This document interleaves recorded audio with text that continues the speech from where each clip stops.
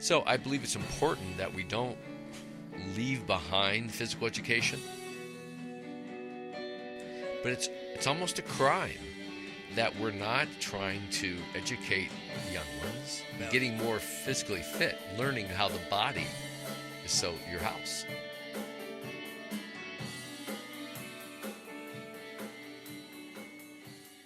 And we're live today.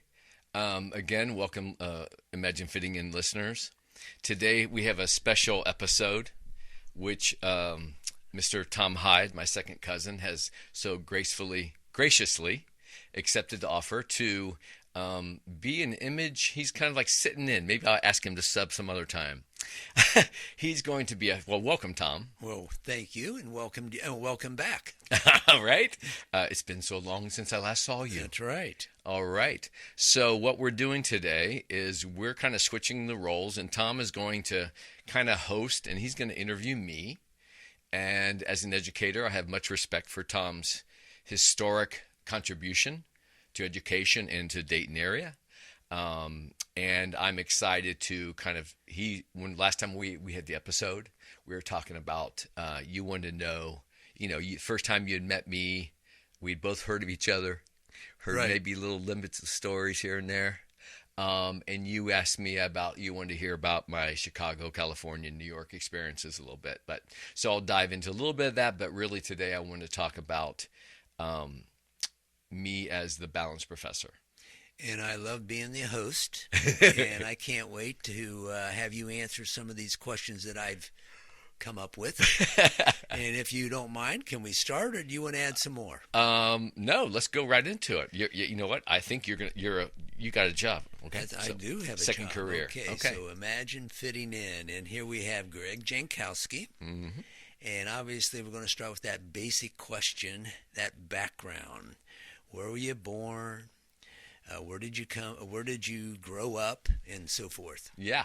So Dayton, Ohio, born here, 1963. I believe it was St. Elizabeth, which I don't believe is no longer operating here in Dayton. It's changed names. Okay.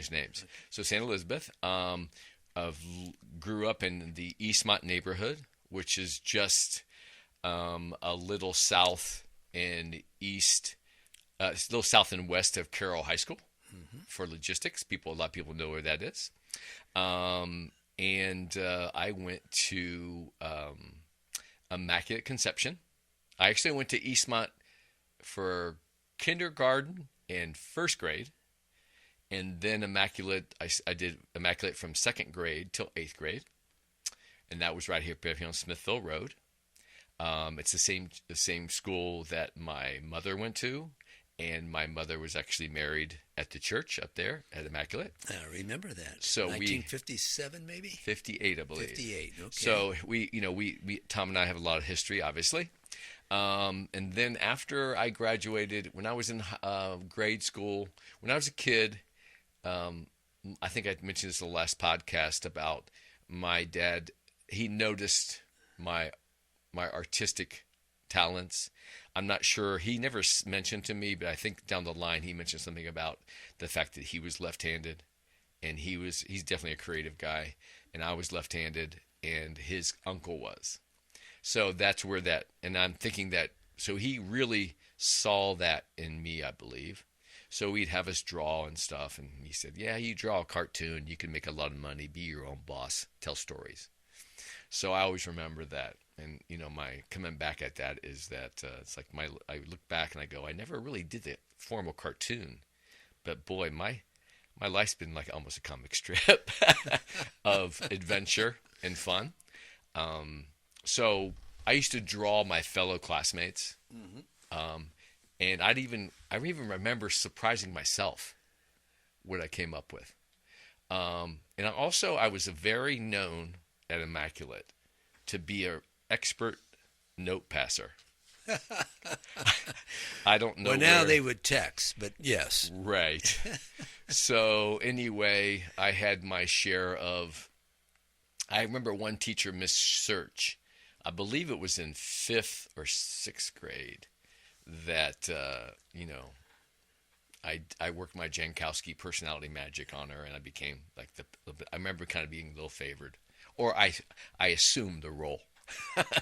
Well, I want to get back to your education. Yes. And also to let you know, you might be creative with your left hand, and your father was left-handed, and an uncle was left-handed, and I am not creative, and I am left-handed. Oh, really? But we'll move Fellow on. Southpaw. So let's move on from Immaculate. What high school did you go to? Okay, I went to the wonderful John H. Patterson, which, if you know, most people from Dayton know this, but if you're not from Dayton, John H. Patterson was an industrialist back, I believe, all the way pretty much the turn of the century. Right. And they focused on creating vocational jobs, trades for kids to explore different avenues. And when I went, the old Stivers was actually the year I went. Stivers had turned into the freshman year where you took 4 vocations. I took I took printing, commercial art, drafting, and machine shop. And after 3 quarters of breaking down to all 4 of those, by the end of the 3 quarters in those 4 experiences, you decided which one. So I went into commercial art. So the last quarter of my freshman year was focused half day on studies and half day on art. And what I remember about Patterson High School, being downtown, obviously. Yes. I thought at least your senior year and maybe your junior year, you worked a week or 2 and then went to work a week or 2. Yes. And so then now you went to school a lot longer because you had to get your hours in. And you may have gone all the way from September to July or something like that. Yes. So how that worked was once you picked your vocation, mine was commercial art. You went half your day was commercial art, and half my day was studies, academics for sophomore year. Junior year is when you rubber hit the road, and they had various jobs for people, and they were basically positioned the best grades. Obviously, they're looking for the people, right? So I ended up working for Wright State University. Nice. in the mailroom print shop. So I worked with a printer who we designed different kinds of mailings, and they did the Wright State Kettering Center. It was right behind Memorial Hall. They took it down, but they used to do special seminars with advanced studies. I think even people that were already graduated or high-level seminars. And I remember having a wonderful boss. I can't remember his name. He was a dean, some professor, super nice guy. And we worked 2 weeks. We had you'd have a section A and section B, or no, section 1, section 2. And I was in section 1, and I had that job. And then another one of my students, which starting junior year, when you took that job, every 2 weeks we would back and forth. He would work, I'd go to school, he'd go to school. So once we hit that job, I never saw that guy again, or anybody in my class with section 1, section 2. So I did that for quite a while, and I got that job right after I did my paper route all the way till I got that mailroom job. Learned a lot about printing and taking care of classrooms and all that kind of stuff, and mail. And so then from... That was your junior year. That was my junior and senior year. I worked 2 years there. So 2 weeks on, 2 weeks off. Exactly. But then when you started your junior year, you had no summer break between junior and your senior year.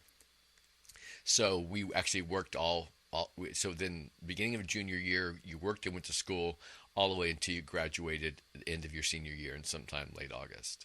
Fantastic. So it was a good experience? It was a great experience. And I think that a lot more of those programs are been going on.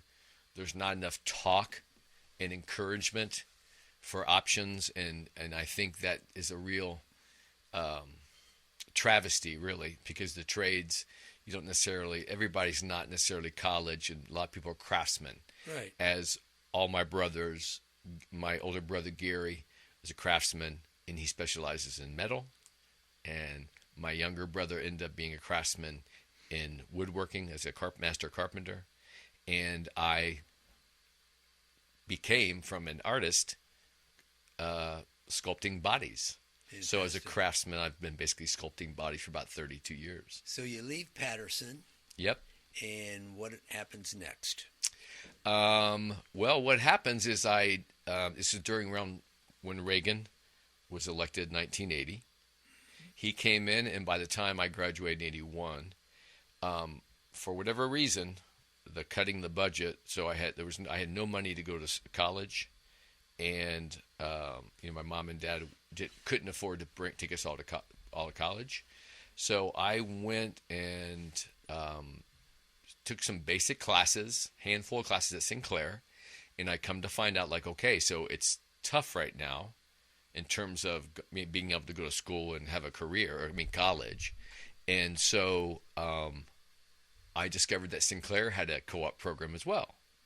Now, what was great was that from my experience at Patterson, I actually was, I think, about a quarter of all my classes when I started commercial art technology, which was called at Sinclair, I got those waived because of my amount of level experience. Right. So what it ends up doing, I ended up taking some other advanced classes right away. And sure enough, I explored the co-op program, and a contractor comes knocking on the door at Sinclair, and they're looking for a graphic support artist out the BACE. So here I am. I remember talking to my dad, and I said, I don't have a whole lot of money. There's not a whole lot of opportunity to get some skills, and I've got this job offer, full time. First, I went part time, and then they asked me if I wanted to go full time. So I took that job, and what's interesting is that two other of my friends from my school end up jumping on board for a little while there. So here I am, 19 years old, working for the United States Air Force Logistics Command, which is now called the Material Command Center, but basically Air Force headquarters, wearing all these special badges. We had to go by 3 different guards and a dog to get inside, and it was 19, and so I'm making decent money for that time, still living at home, and I can still remember my mom saying, "Hey, give me some rent." So while that time from 18 to 21, I was involved, and I always wanted to play drums, and I've spoken this about in other episodes.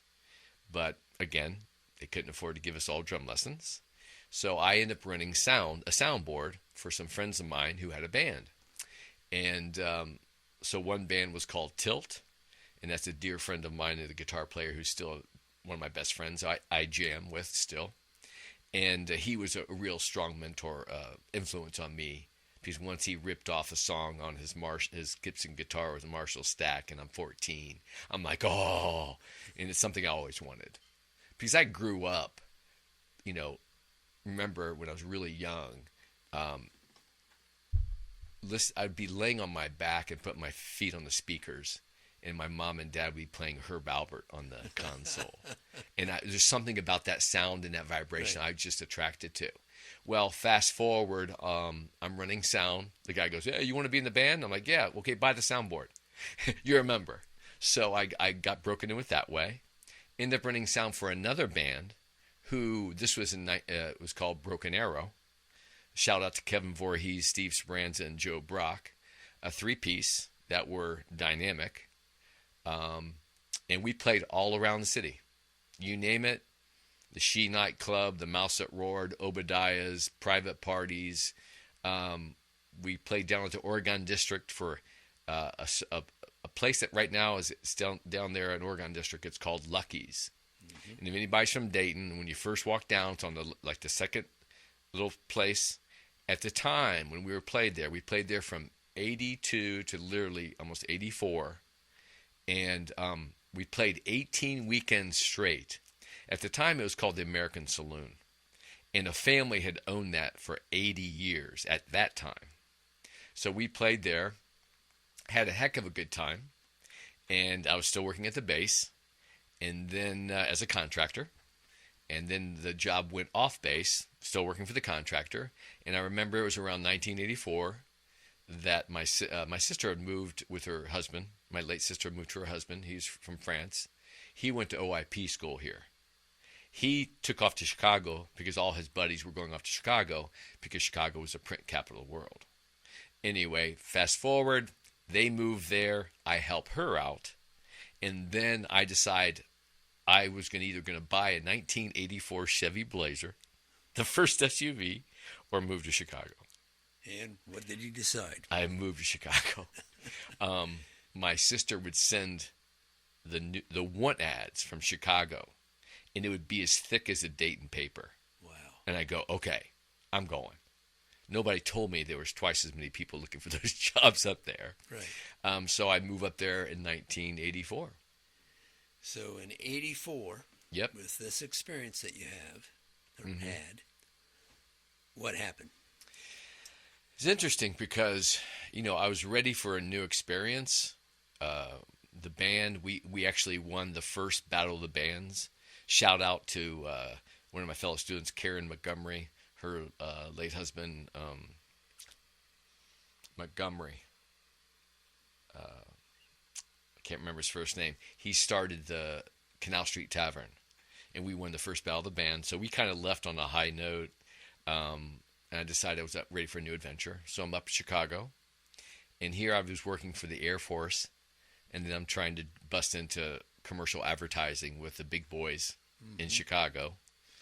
I end up working with my brother-in-law's friend, who is a French art director, handling accounts. He would hire and photographers. So he gave me my first job as a graphic artist. I worked with him for a while. Beautiful person, still friend today. Shout out to Daniel Dijon. And he was just wonderful. Went on to work at a hair design school, international hair design school, in a publishing department. So here, Tom, it was really tough. I'm 22 years old in 1985, and I get a job working at a school where there's about 400 young women. Tough job. Going to a beauty and hair design school. So I remember coming home like, yeah, I got a new job. Where you work? Oh, so anyway, whatever that was worth. So I was there for I was probably there almost 2 years. And then I ended up working for a studio downtown Chicago that we did a lot of work, a lot of ad work for Sears and JCPenney, which if people don't realize, JCPenney and Sears, they were brothers, competing brothers that owned those two stores. And we now know time over that. So there I am. But I'm going to just enter in here a little Yes. bit. What a resume builder you had. I mean, you think about Patterson Co-op, and then after that at the Air Force, and now in Chicago. I mean, Eclectic. I mean, that's a page and a half for sure. Yeah, At 24 years old. Yes, I agree, and I think that probably was a huge help in terms of just resume, right? Right. Oh, this is somebody solid. Right.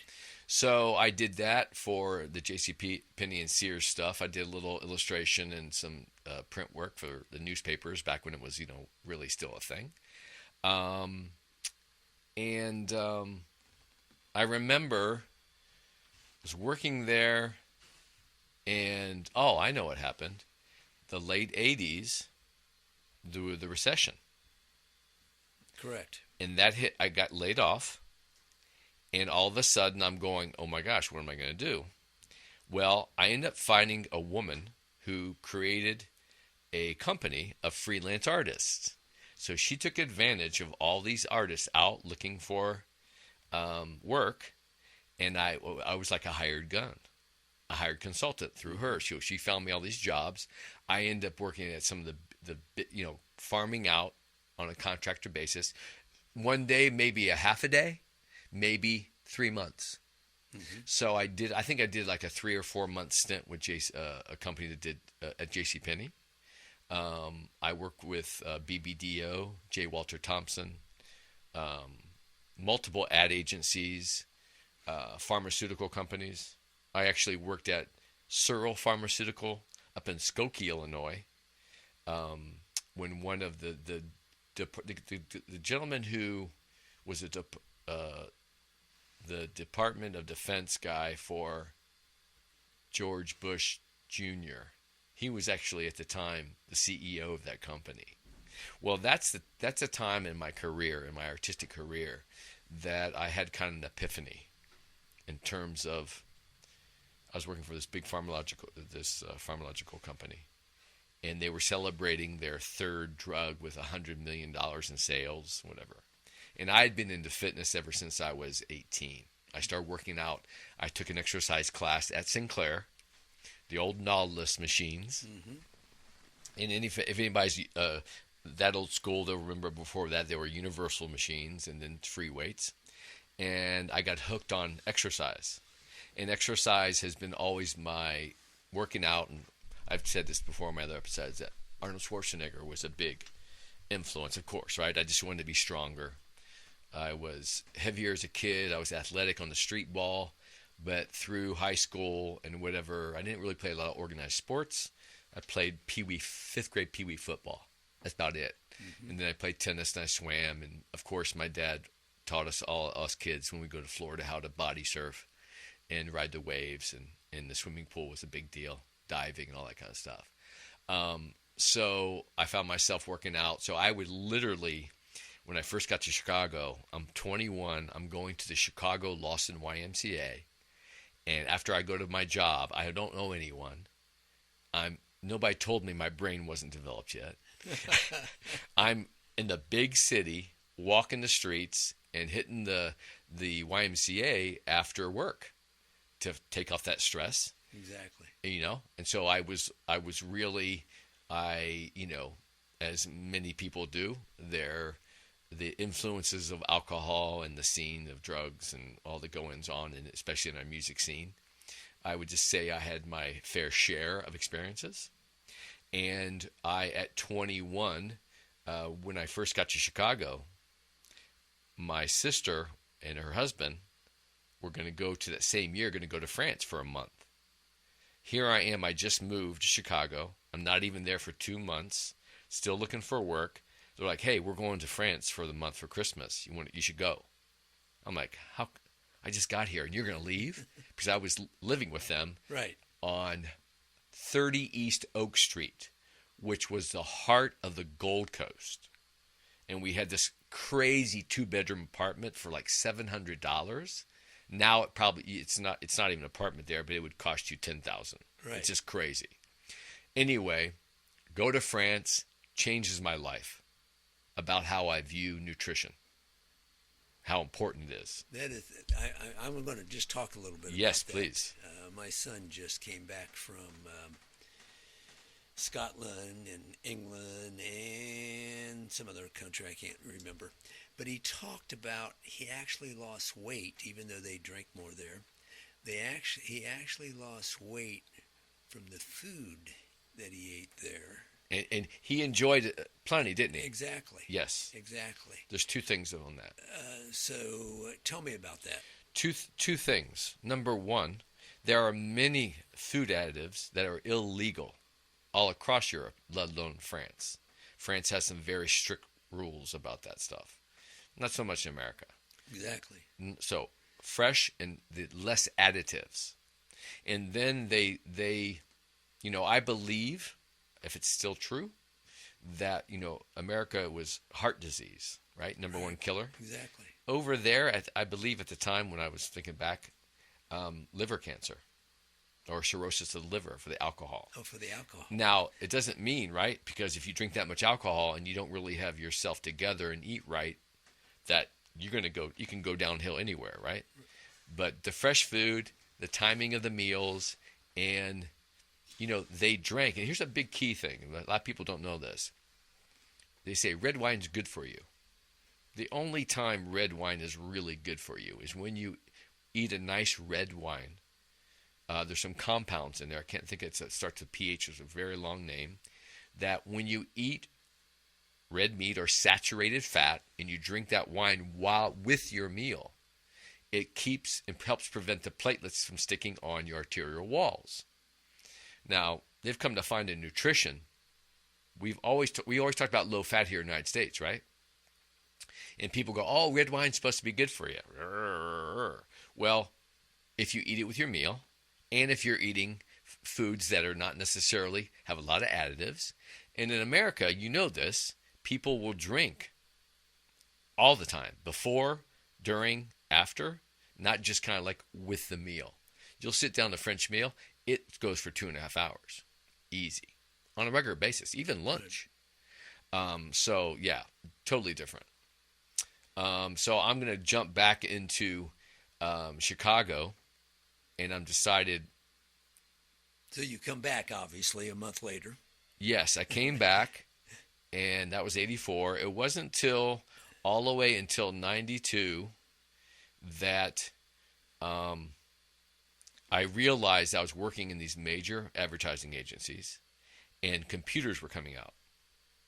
And they were hiring young kids from school and paying them dirt money to teach the employees of these ad agencies, as opposed to them hiring consultants. So I saw it, and I'm this old school guy that I wasn't trained on computers. I'm doing the old school printing, right? So I saw that, and I go, oh, it's, computers are coming. It's a new tool. So I thought, okay, I'm going to learn computers and get keep up with the times, invigorated. But it got to a point where, Tom, I just realized it was just another tool. And my morals came into play. So at 28, I was in a relationship. I almost got married to a gal that I knew from 87 to 92. Didn't get married, and realized that I asked myself, what does I want to do when I get out of bed? First thing I want to do. I loved working out. And I found myself, more times than not, stopping my own workouts. And you'll appreciate this, to tell people more about nutrition. And where did I get my nutrition education? From my father. Underlining sentences. My dad got on, when he turned 50, he just consumed himself with nutrition. And at the same time, I got certified as a trainer, decided to become in the fitness industry. Are you still in Chicago? Yes, I'm still in Chicago. Okay. I'm leaving the advertising industry in the print industry after about 8 years. And all of a sudden, I'm working in one of the top elite brand new clubs in downtown Chicago. A friend of a friend hired me, Vinny Finneran, at the time. He hired me. He was all hired up. Get this, 118,000 square foot facility, downtown Chicago, right off of Michigan Avenue near Fairmont Hotel. 2 stories underground, 5 stories above ground, with a 110-foot indoor rock climbing wall, the first one of its kind in 91. So I go there, and I've decided I want to get into fitness. So I slowly wind out of doing contract side freelance artwork and got a job part-time working fitness. Vinny Finneran, God bless him. Thank you, Vinny. He was my guest number 4 right before you. And he basically said, I want you to be my cheerleader. I was just enthusiastic. My eyes were wide open. My ears were wide open. So he trained me, which introduced me to another guy, John Blevernick, who was a big part of my BEAMWORK program. Taught me the concept. I took it to another level. And Tim Grover, Michael Jordan's trainer, was also in the vicinity of that club. So my eyes are wide open. I'm excited. I love working out. And that's when those 3 gentlemen, Vinny was an exercise physiologist. John Blevernick was a kinesiologist, which I ended up going to work for him. And Tim Grover was in the house, and they all were obviously emphasizing function and movement. Okay, now let me interrupt you a little Yep. bit. Did you have clients then? Yes, I was working on the floor. Vinny helped me to train me. I studied up, got certified as an official trainer, started working for them. So within a year's time, I was working in that club, and I was meeting all kinds of people, like famous people were being invited there. So they gave Michael Jordan, his trainer, Tim Grover, carte blanche to come and train. They had a full basketball court, and the reason why it was so cool is that the club was right next to the Fairmont Hotel. And when all the traveling teams came in to play the Bulls, that's where they stayed. And they came over, and we got to watch the opposing teams practice while they warmed up for the Knights.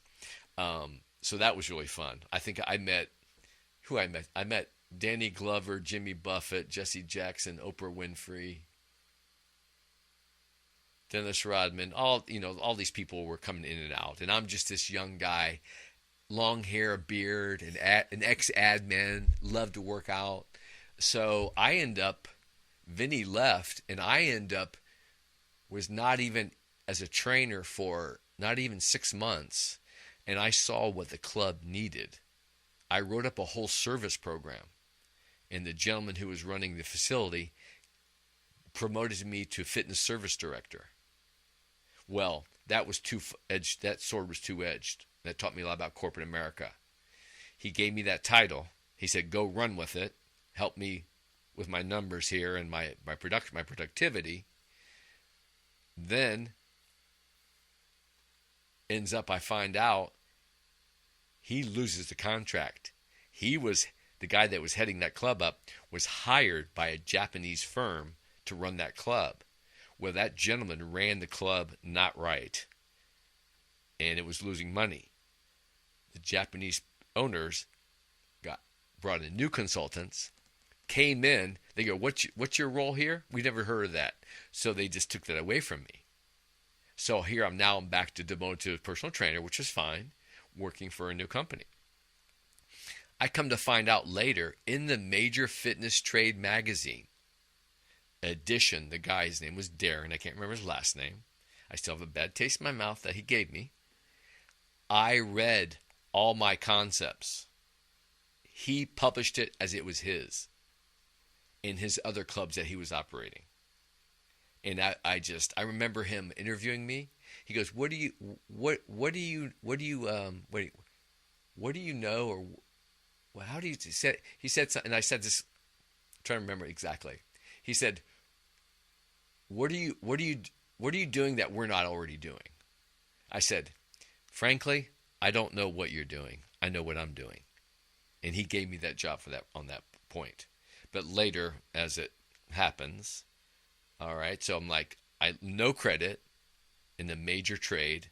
He's just smiling there, and he's working he's under contract helping operate a fitness club in the Sears Tower. But I mean, these were like major, right? This is major corporate America. Definitely.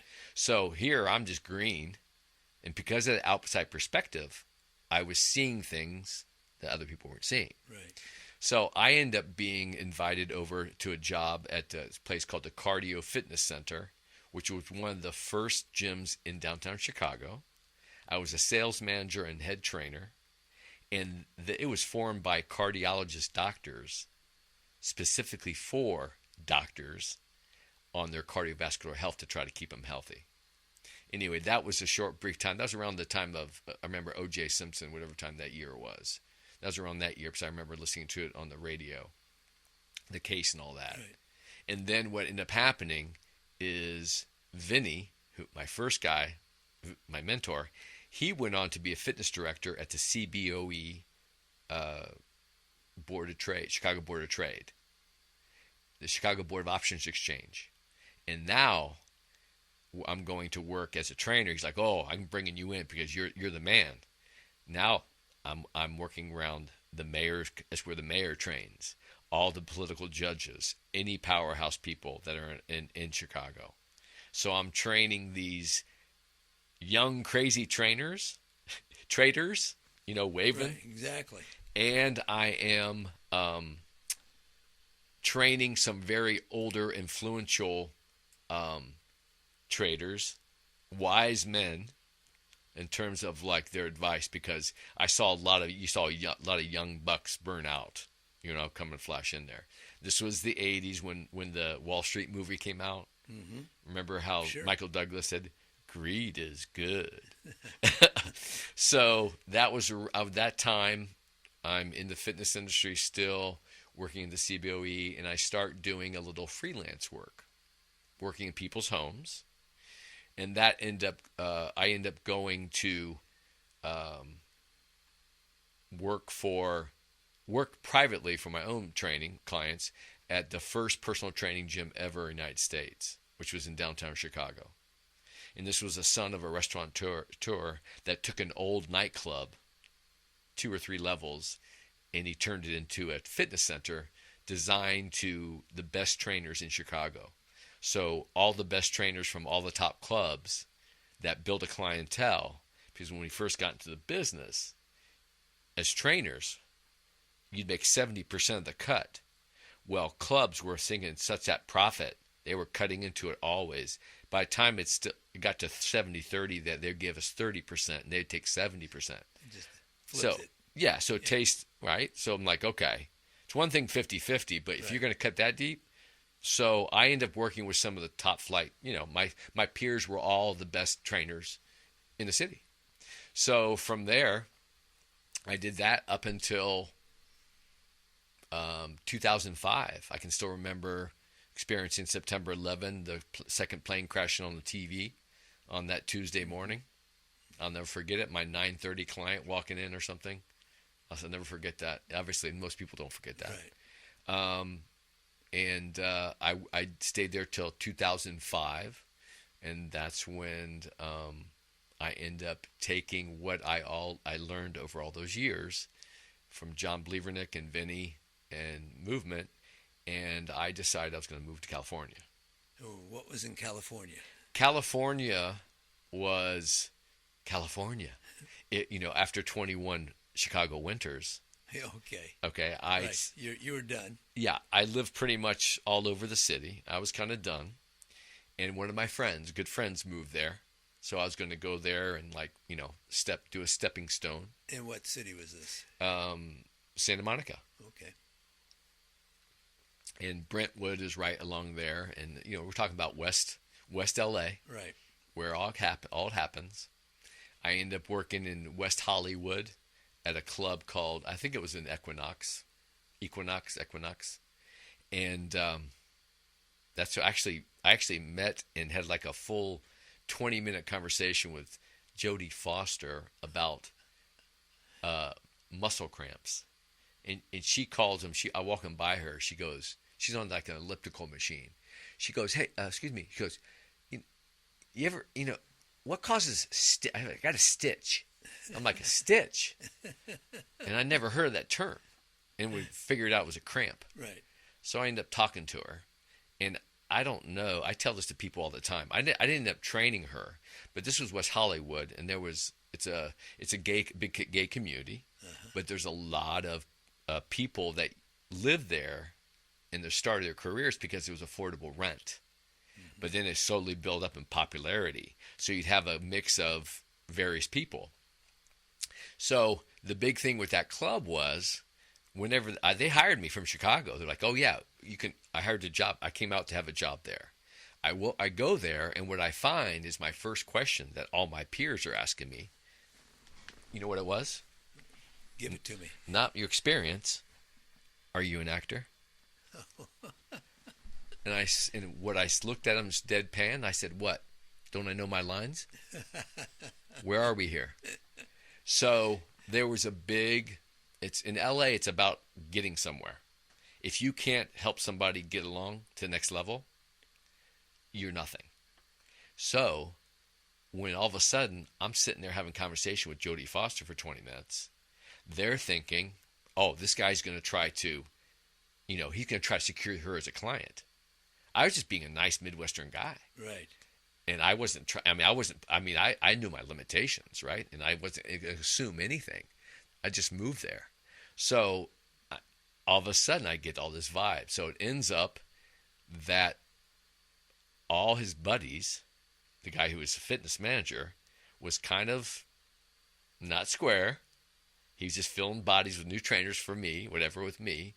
And it come to find out that he actually claimed that I was trying to take clients. Yeah. And just said, you're fired because you're trying to farm clients out. Because this is very volatile. Okay, this is Hollywood. And everybody's looking to get a famous person as a client, and number two, get an opportunity to be in the movies. And it was cutthroat. So all of a sudden, I'm like, what? And how long of a time span was this? You're in California, and then you went. How many months before you get fired? Oh, I was only in that job for like maybe not even 2 months, and the guy lets me go. Well, I find out later on that he got fired himself because he was doing malfeasance or whatever he was doing. Go figure, right? Well, I end up going to apply for one of the other top club in Santa Monica. It was called the Sports Club LA. Now, this is where I met Jamie Foxx and Matthew Perry and who else? Paula Abdul and the guy who does the Allstate commercials, I believe, the African American. I can never remember his name. Anyway, I'm going in there, and I'm just gotten fired because somebody assumed that I'm going to be, right? Did you have an in? Yes. You had a connection. Well, no. I basically just went and applied. Okay. And I had all these years. I'd been training since 92, right. And this was 05. So they hired me, and I was there. And during that time, I was doing a lot of floor hours and meeting people. And that's when I wrote this BEAMWORK program that I'm going to show to you. And we can launch into that now because I want you to turn you on to this as an educator. And so if I go over here and I get rid of this, I'm going to slide this over. Actually, I can just probably take it over. And I'm going to get rid of this. And this is what you're looking at here is on it BEAMWORK. Now, those interesting story and those logos, I had a client in Chicago who was a runner. She had broken an ankle, hadn't ran for quite a while, and she started with me. I really want to run again. She'd gained weight, and she's just passionate, diehard runner. So I go, okay, I got a deal for you. You can train with me, but I want you to create. I was a graphic guy, and it was just so dear to me. I wanted another artist to create my logo for my. And she did this? She did this. So it's optimal neuromuscular intensity training. Okay, and it's called On a BEAMWORK, and you'll see why. Because this is my bio. In terms of a fit perspective, right? What does fit mean to you, right? What were the circumstances of how, what age did you solidify your idea of fitness, right? Because it can be a touchy situation. Oh, I'm not fit. I don't want to work out, all that. So I think it's important that initial forming experience, was it negative or positive? If you were a kid, when I was a kid, I was heavy going through my later years, and I wasn't really physically active, and I didn't have much confidence. So I wanted to try to create a situation where your PE experience was a little bit more fun or approachable and functional towards movement. So we know that long-term sports medicine is so advanced that athletes can have very long careers if they avoid catastrophic injury. So this is the Kids On It program this was my initial program I created to help educate kids early on functional movement. And this gentleman there, if you see in the red ball there, his name is Phil Lawler. He's since passed away. Him and Paul Zentarski. Paul is still running the program, even retired. They created a program where they were teaching traditional sports, baseball, football, basketball, but not all the kids in the school were physically active. Right. And so their PE, they decided they wanted to create something they called PE for Life. That's in the blue dot there. And they basically started square dancing, obstacle courses. They got fitness equipment, and they made it mandatory for the kids to take some kind of fitness engagement. Well, this gentleman, Dr. John Rady, wrote a book called Spark. It's about exercise in the brain. Well, Phil Lawler and Paul Zentarski were doing their work. Dr. John Rady had been around for quite a long time. He discovers Phil and Paul's work. He writes the book Spark is all on Phil and Paul's their work. Their science scores were in the top 20 in the world, and their math scores were in the top. No, take this back. science where they were rated number one in their school district for their kids taking the tests on science, number one, number three in math. And they proved that when they put the kids out, say you have trouble in a math class. So first period, they give you a heart rate monitor. They have them run, get their heart rate up 20% of their maximum, 80% of their maximum for 20 minutes. They come right in after that. Their brain is woo.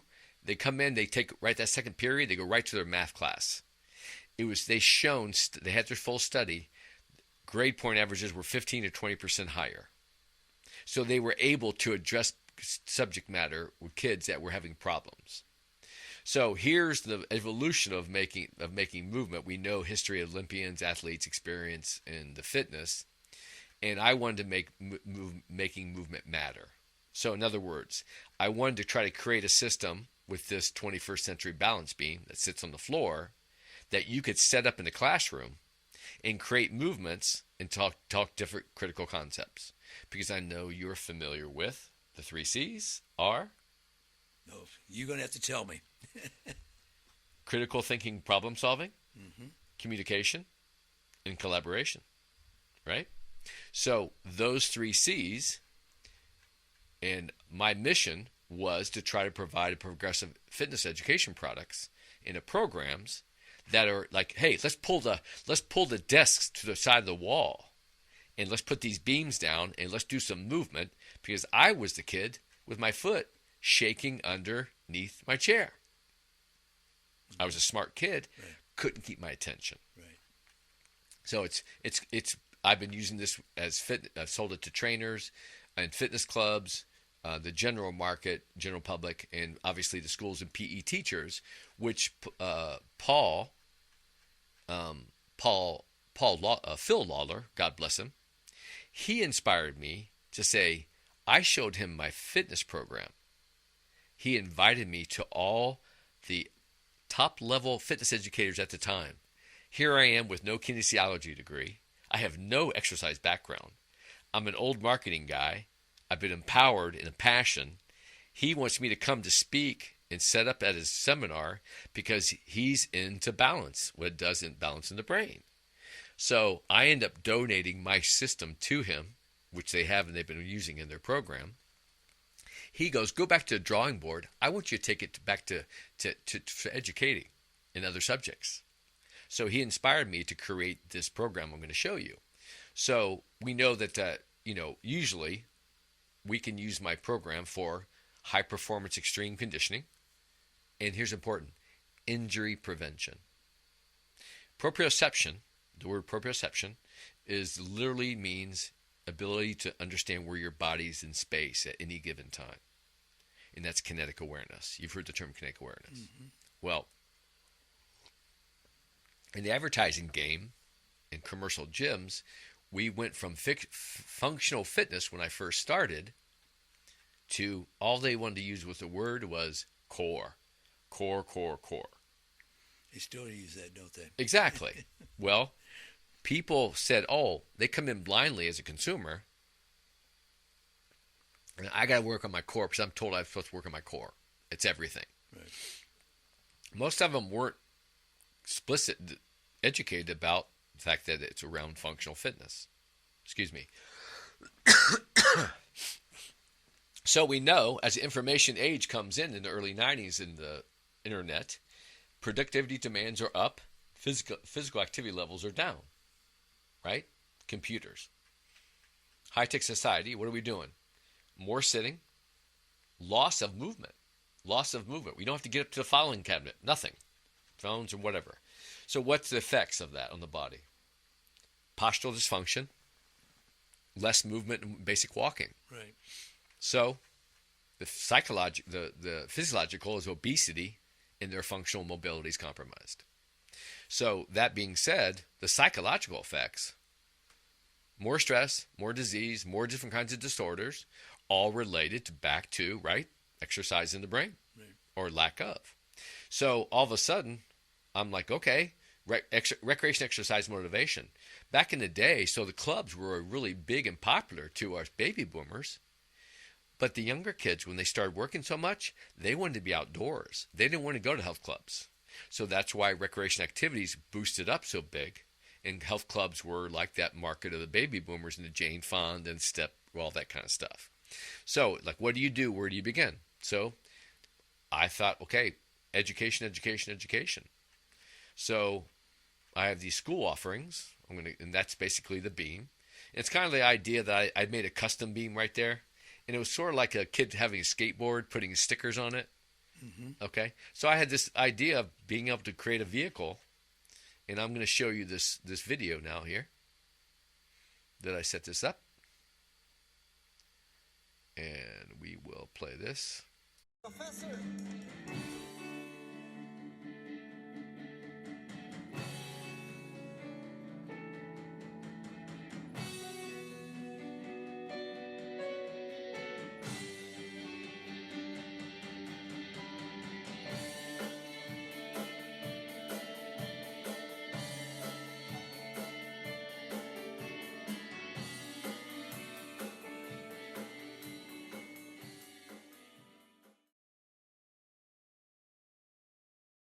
So I'm going to drop this down so we can talk again. And you see them doing basic functional movement. And the board's on the floor. And these are both fitness trainers, my fellow friends, peers. That was in a other club in Southern California. And these are called tandem stances. And so you can see how just activation, and they're aware of their core. And they'll do different movements, all function based. And now so we'll shift and we'll show, you can see where these people are very fit, but the fine tune of just right holding them in space, their brains, tons of stuff's going on in their brains, right, simultaneously. Now the other exercises that are, where's my controller? Oh, here it is. Okay. So if I go back and I'll try to show you this one, and I'm gonna, okay, they want, okay, here we go. And this is an example of more kinds of movements that you can do with something in hand. And she's just doing a basic calf raise, but she's got a core awareness, and it goes into various different progressions of activations. And having her hands above her head changes her center of gravity.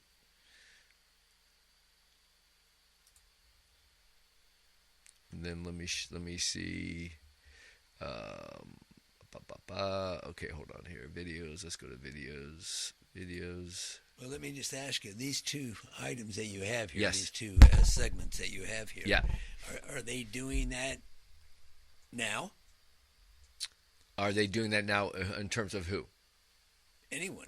Well, people like physical therapists, when physical therapists see me use these concepts with people, you know what they do? They just go, you can get somebody to do that.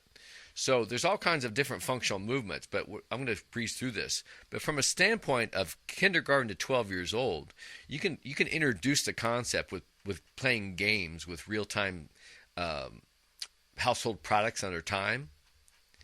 And you can even do nutrition. You can apply nutrition to it.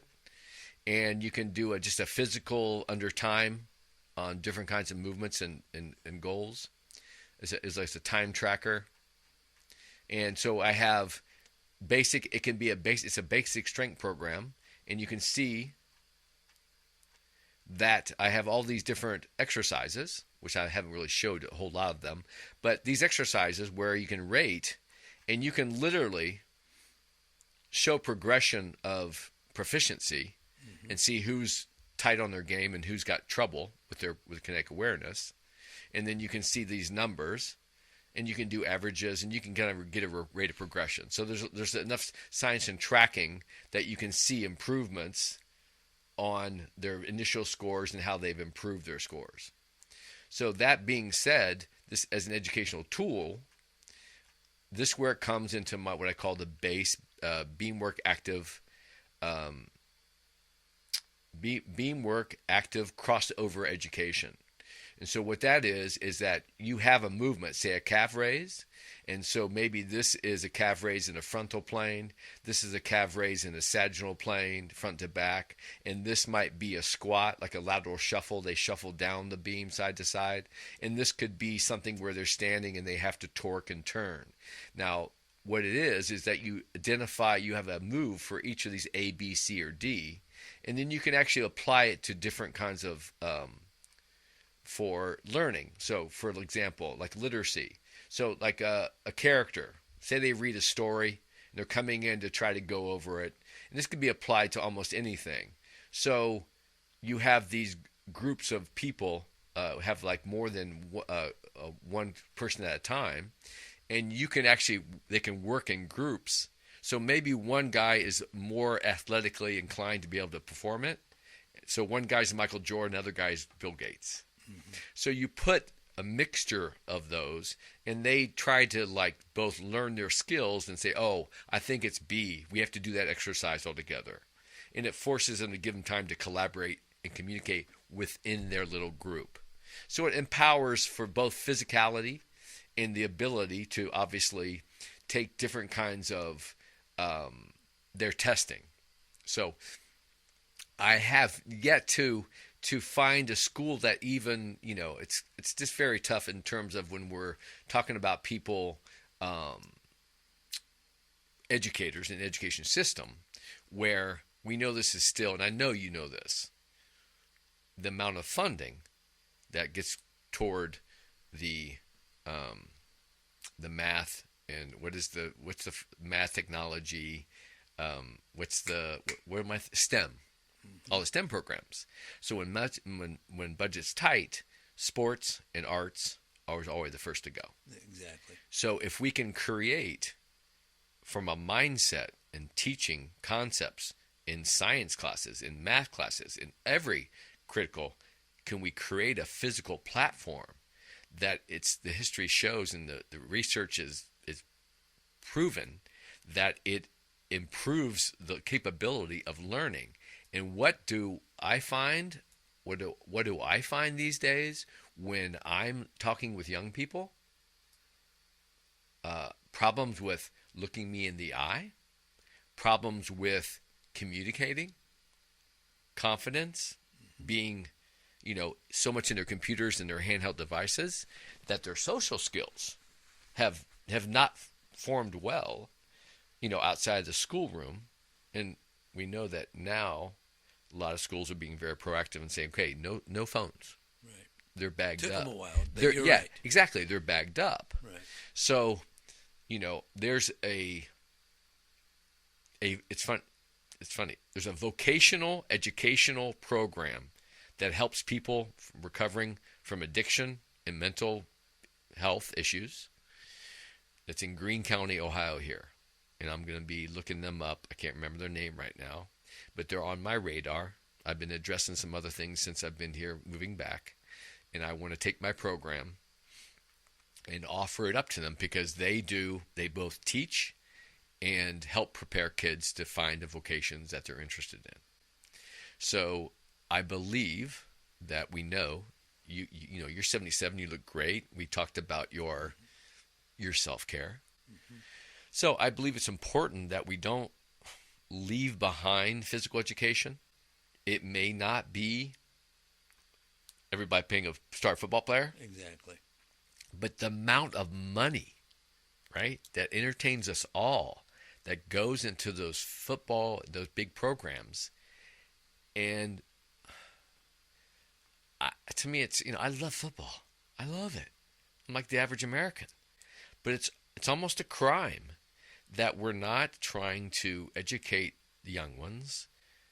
That type of thing of the checkbook, talking to your peers, communicating, collaboration, and getting more physically fit, learning how the body is your house. Well, I'm just thinking lifetime sports versus football, versus basketball. Mm-hmm. The pickleball. Look how much pickleball has grown. Right. and of course the tennis people don't, they look down on it. But I mean, people are trying to be more active. Yes. And pickleball is, I don't know how many millions of people have taken that up in the last couple of years. Well, and do you know who that demographic is? Those are all mostly baby boomers and people that they can't play tennis because their functional fitness is not right. So that's where, you know, my job, my role now is I work as a trainer. When I work with individuals, I do more pain management now, Tom, than I do performance fitness training for the average American. And there are a lot of people that are retired and have money and time, and they're tired of not feeling good, not being able to sleep. So I've become heroes to a lot of people. I'll say that straight out. And a lot of people that I have on my podcast are ex-clients that are like, hey, what do you want me to do? Sure. And from all different ranges of professions. So that's my life work that, you know, between a little pause in Chicago, I end up in Saudi Arabia working for a restaurateur. That's a completely wild international story. We'll have to have another conversation. Right? So, yeah, that is, in essence, how I developed from all the way from immaculate John H. Patterson, working for the Air Force, and then comes to find out I circle back around here. I work as a personal training manager over at a place called FitWorks, right in my neighborhood. When I got back in 2019, I wasn't there even for a year, and COVID hit. And we know how that decimated the industry. Everybody scrambling online, all the Zoom calls and all that stuff.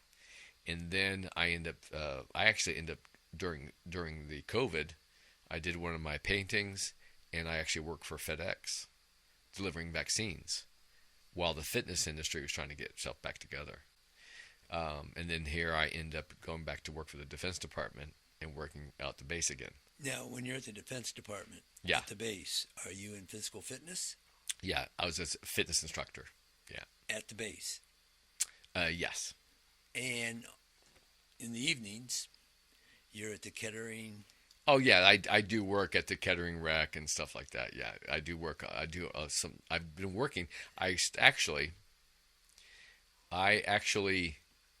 after FedEx, fitness was coming back. Everything was opening up. So I went to Kettering Rec and I started working there part time, and then end up going to my next step.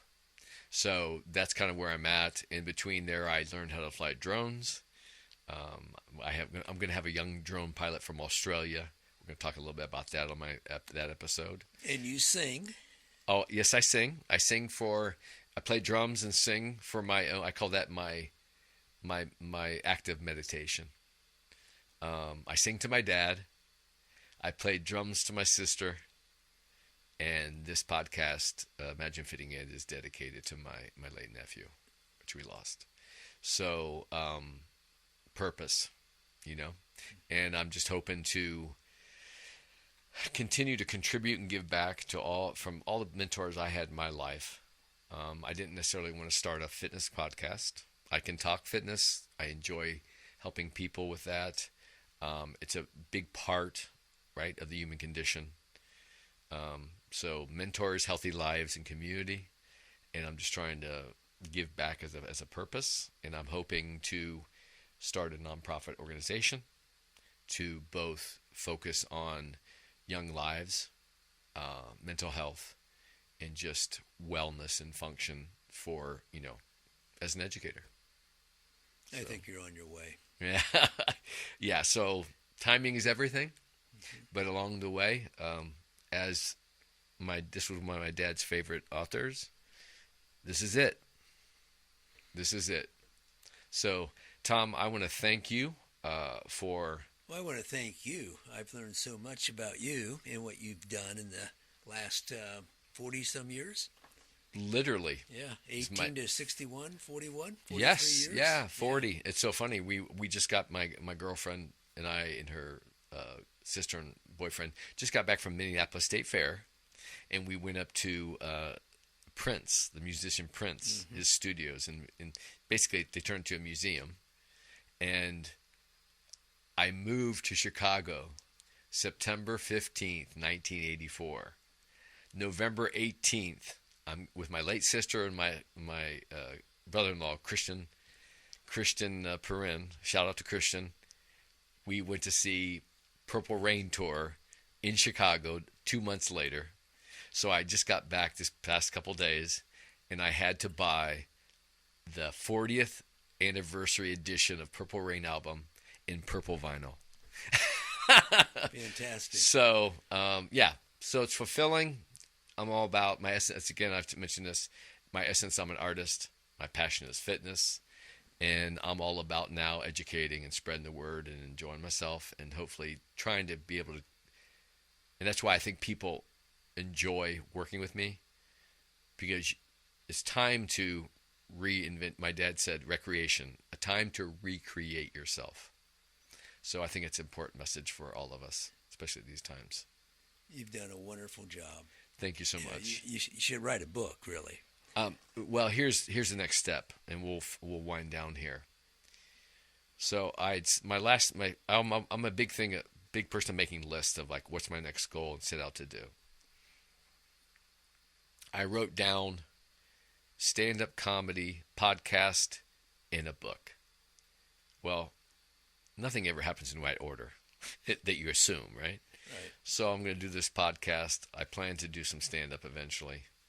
And with the help of AI, right, all my writings, my work, because I can't find an editor who's going to put up with all my notes, input that stuff, and maybe I come up with that book you're talking about. And I'll be the first one to buy one. All right. Well, thank you, sir. Hey, thank you. Thank you so much. Appreciate your time. Again, listeners, I know I rambled on about myself. It's easy to do when you're passionate about something, right? Mm-hmm. Right. And I know there are plenty of people out there that are hungry for just good, solid information. And I'm just trying to spearhead a little bit of motivation to those nuggets that I'm looking to dig up, which you got your nuggets the other day after your podcast, and I'm sure you're getting a lot of love and shout outs. So thank you. And I look forward to spending some more time with you in some fashion. And I still throw it out to, if you want me to go out and do some drone coverage for your golf outing, we'll talk about that. All right. That'd be my pleasure. All right? All right. So, all right. Thanks, Tom. Thank you. All right. Till next time, kids.